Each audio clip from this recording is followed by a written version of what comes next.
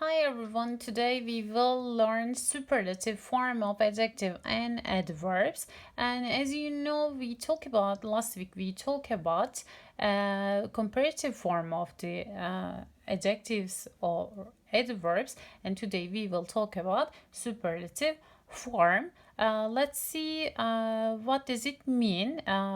What is the effect of the function of the sentence? The adjective or adverb is used to show the superior of something or somebody. Okay, it's our keywords, the superior.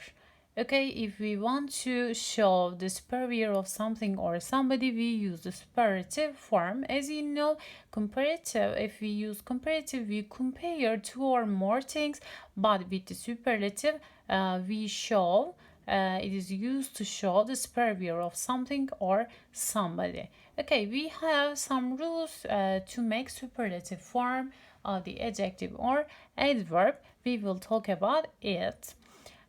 Arkadaşlar geçen hafta bildiğiniz gibi comparative'den bahsetmiştik. Bu hafta superlative'den bahsediyoruz. Bildiğiniz gibi comparative'de ne yapmıştık?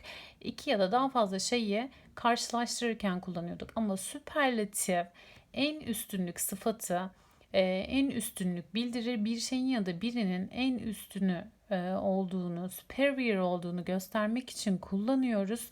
Yine neyden yardım alıyoruz? Adjective ve adverb'lerden. Tabii ki superlative bu noktada ne demek? En. Comparative neydi? Daha. Biri birinden daha büyük derken bigger than kullanıyorduk. Ama superlative'de ne kullanacağız? We use the before the adjective or adverb firstly. We have two option, the est and the most. Okay, you add the est and we will talk about it.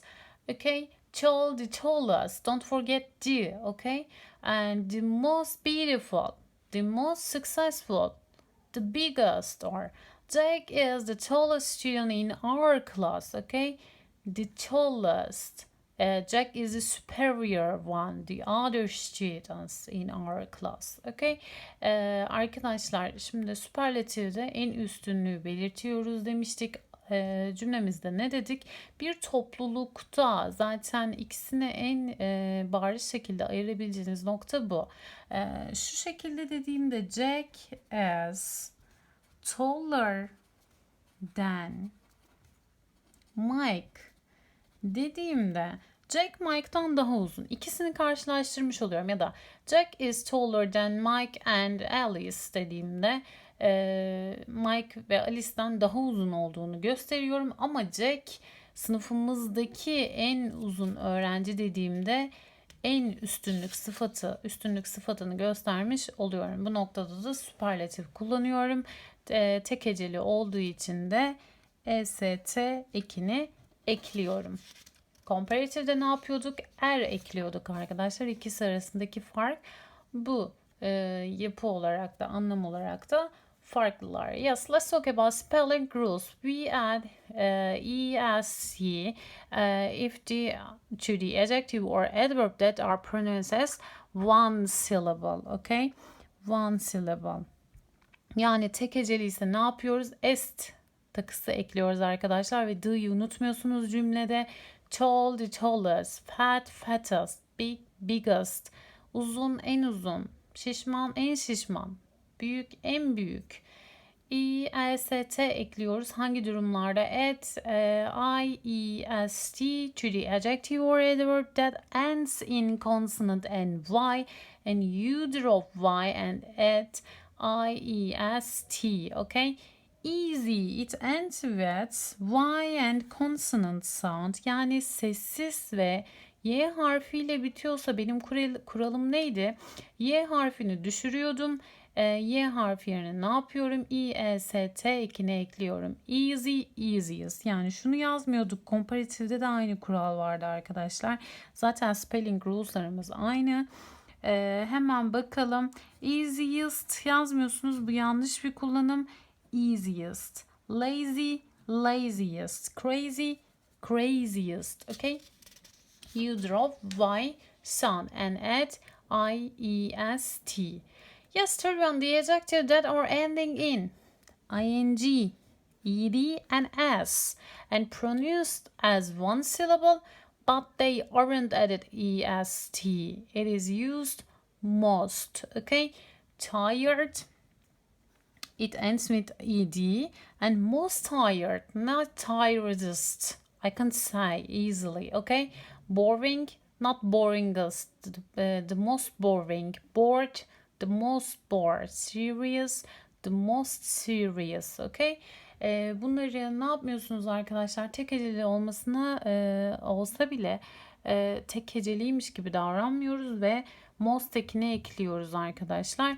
Dördüncüsünde de göreceğiz. Eğer adjective'imiz ya da adverb'imiz has more than one syllable, yani bir heceden fazlaysa ne yapıyoruz? Eğer you use the most, okay? Dangerous.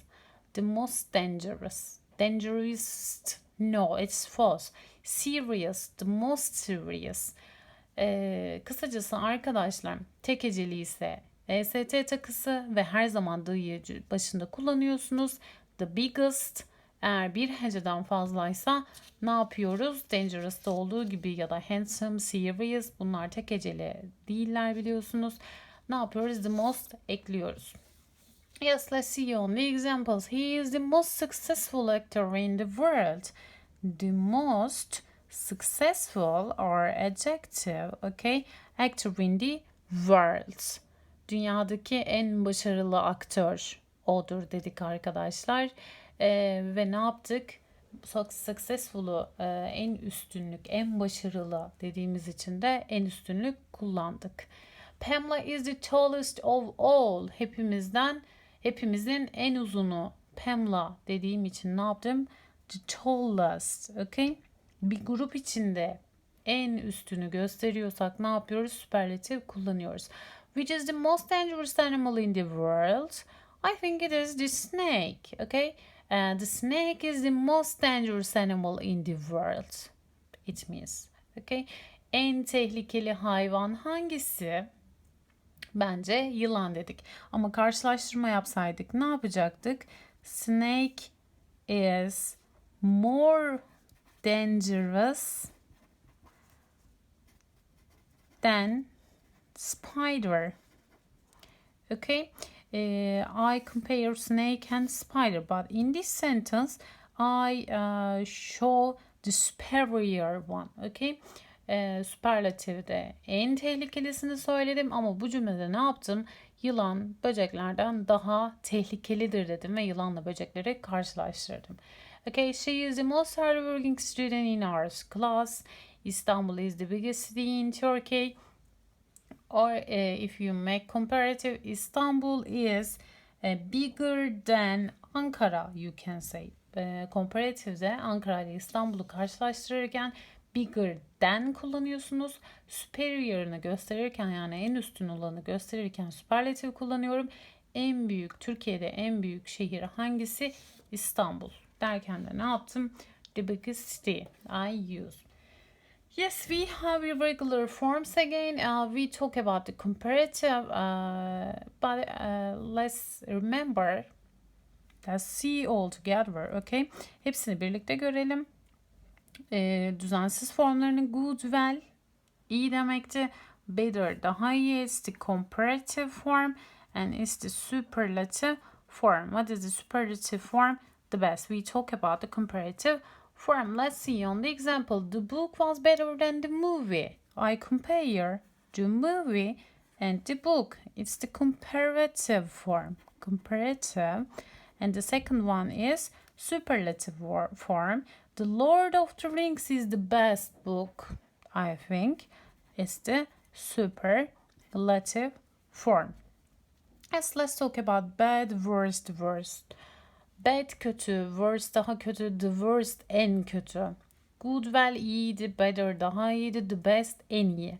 The best friend derken de ne yapmış oluyoruz? En iyi arkadaşım. Yine superior'ını göstermiş oluyoruz. Superlative kullanmış oluyoruz aslında. Today is worse than yesterday. I compare today and yesterday, so it's comparative again. And today is the worst day I have had in a long time. It is the superlative. kötüydü. Survey iyiydi dedim sanırım. Today is the worst day I have had in a long time. Uzun zamandır yaşadığım en kötü gündü. Bugün. En kötü gün dedik arkadaşlar. The worst. It is the superlative. Okay. And let's continue with the much, many. More is the comparative form and the most is the superlative form. Çok, daha çok, the most, en çok. I have more money than you. Okay. I have more money than you. I have the most money of all. Okay. I am the richest one, I said in this sentence. Little, less, the least. The sweater is less expensive than that one. Okay. The sweater is, I compare this sweater and that one. Okay. Which one is less expensive? This sweater is less expensive. So I compare this sweater and that one. That sweater. This is the least expensive sweater in the store. In the store, in a group, okay, in this store, this is the least expensive sweater. Little az demek, less daha az demek, the least en az demek arkadaşlar. Daha az pahalı, bu ondan daha az pahalı dedik. Buradaysa en az pahalı olan bu dedik arkadaşlar. Bu mağazada dedik. Bir topluluk içinde, bir grup içinde en üstünü gösteriyoruz arkadaşlar. En az diyerek ne yaptık? Burada superlative formunu kullandık. Yes, far, further, or you can use farther, or the furthest, or the farthest. Again, you can use. Okay, let's write there. Far, uzak, further or farther, daha uzak, the furthest or the farthest, en uzak. His house is far from town. Burada yalın halini kullandık. Uzak dedik. But her house is even further. Ama onun evi daha da uzak. En uzak ev benimki diyelim mesela. The furthest or farthest house is mine. Benimki en uzak dedik arkadaşlar ve ne yapmış olduk? Burada da en üstünlük sıfatını kullanmış olduk. We finish our subject for today. If you don't understand something, please ask me. And I love you all. See you on next lesson.